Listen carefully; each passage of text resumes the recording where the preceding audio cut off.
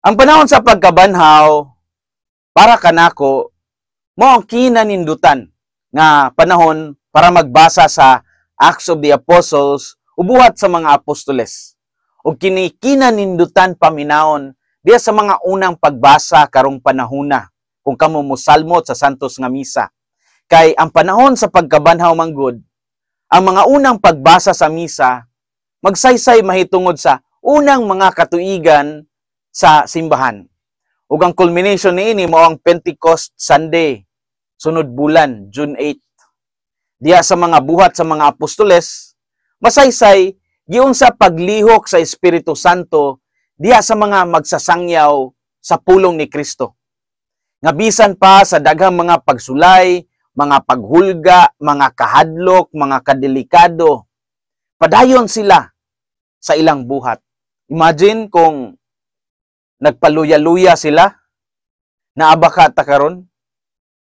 Susama na lamang pananglitan sa buhat sa mga apostoles, Kapitulo 14, versikulo 19 hangtod 28. Kung diin, samtang nagwali si Pablo sa Pisidia, nay nangabot nga mga Hudiyo, ug ilang gidani ang mga tao aron pasakitan si Pablo. Dili basta-basta ang ilang gibuhat kang Pablo. Ila siyang gibato, ila siyang gikulata, ila siyang giguyod pagawas sa ilang lungsod. Apan sa dihang gialirungan siya sa mga magtotoo, milagrosong si San Pablo nitindog ra pud siya og nipadayon sa iyang misyon og nibalik pa jud sa lungsod. Ug pagkasunod adlaw, balhin na sad silang duha ni Bernabe og lugar nga gisangyawan. Grabe no? Tuloy lang, padayon lang. Ako kung kita siguro to, moingon tang pahulay na to eh. Umano na yun nato, tapuso na yun nato, nganong magpahiro-hiro man ta. Pero lahi gyud ang kadasig sa unang mga Kristiyanos. Grabe ang kalayo sa ilang kasing-kasing. Kini nga kasinyatian, nagpamatuod nga ang unang mga Kristiyano nagkinabuhi dili ilang uban sa pagtuo, kundi uban sa kalinaw nga ilang nakaplagan diha kang Kristo. Kalinaw nga dili gikan sa kalibutan. Sa atong ebanghelyo karon, si Jesus ningon, "Peace I live with you. My peace I give to you. Not as the world gives, do I give to you." John 14:27. Sa binisaya, kalinaw akong ibilin kaninyo. Ang akong kalinaw akong ihatag kaninyo.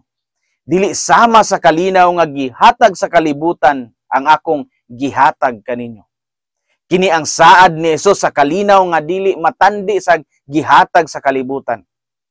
Unsa may atong makutlo ani karong adlaw? Una, ang kalinaw nga walay problema dili moibot ipasabot ni Jesus, kundili ang kalinaw bisan pataliwala sa mga unos.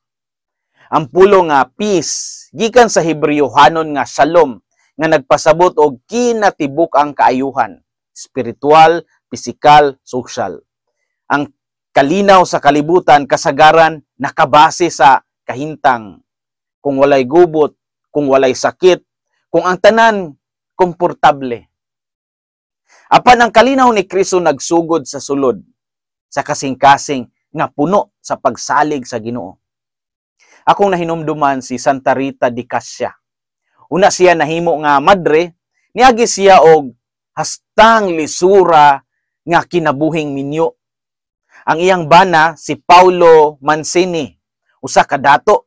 Apan naila nga hastang putunga, dali masuko, immoral nga tao ug naidaghang mga kaaway sa rehiyon sa Cassia. Ang ilang kaminyoon milungtad sulod sa napulog 8 ka tuig, 18 years. Si Rita nag-anto sa iyang mga insulto, pisikal nga pang-abuso og pagluib sulod sa daghang katuigan. Nahatagan sila sa Ginoo og duha ka anak nga ginganlan og Gian Giacomo, Giovanni Antonio og Paulo Maria.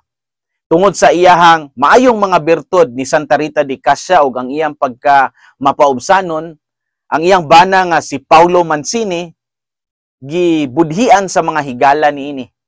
Gidunggab si Paulo og gipatay.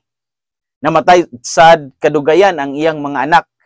Apan mipadayon si Santa Rita sa iyang kinabuhi uban sa kalinaw. bisan sakitan siya sa kamatayon sa iyang bana ug mga anak.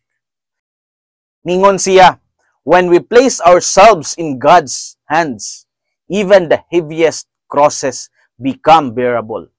Kung atong isalig ang atong kaugalingon sa mga kamot sa Ginoo, bisan ang pinakabugat nga cross, mahimong makayara.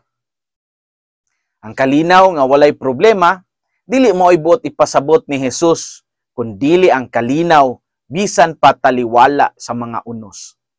Ikaduha, ang tinuod nga kalinaw, dili pasabot wala tay gikahadlukan, apan kini naghatag og kaisog nga mutindog batok sa kadautan. Ang kalinaw ni Kristo dili pasabot nga linaw lang jud tanan, everybody happy lang or chill lang ang kasinatian. Apan kini ang klase sa kalinaw nga bisan pa sa mga buta nga angay kahadlukan, ang usa ka nagbato niining kalinawa makabuhat og pag-atubang niini uban sa gahom sa gugma. Ang tinud-anay nga kalinaw nagtukod og kusog sa kasing-kasing nga magpadayon bisan pa sa presensya sa kahadlok, bisan pa sa presensya sa kadismaya, presensya sa kasakit, presensya sa kasaypanan. Pananglitan ang usa ka ginikanan nga gisulayan sa problema sa pamilya apan nagpabilin nga kalma og matarong sa iyang mga desisyon. Nagapakita ni sa kalinaw nga gikan sa Dios. Ang tinuod nga kalinaw dili pasabot wala tay gikahadlukan, apan kini naghatag og kaisog nga mutindog batok sa kadautan. Mga igsuon, mga anak sa Dios. Sa katapusan, gisaad ni Jesus nga siya muanhi pag-usab aron mapatuman ang kabubuton sa amahan ug mapakita nga ang gahom sa kalibutan dili makalupig sa gugma ug kalinaw nga gikan sa Dios. Hinaot nga atong dawaton ang iyang kalinaw.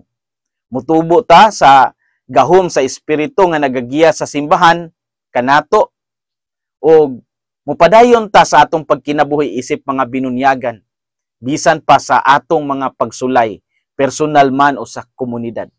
Kini nga kalinaw nga puno sa grasya mo'y tinubdan sa tinuod nga kalipay ug kalinaw sulod diha sa atong panimalay ug sa komunidad. Hinaot nga ang kasing-kasing ni Kristo maghari sa atong mga kasing-kasing. Kini si Father Felmar Castrodes, Fiel SVD, ang inyong magsisibya sa maayong balita. Hinumdumi ang kinabuhing Kristiyano, kinabuhi sa pagserbisyo.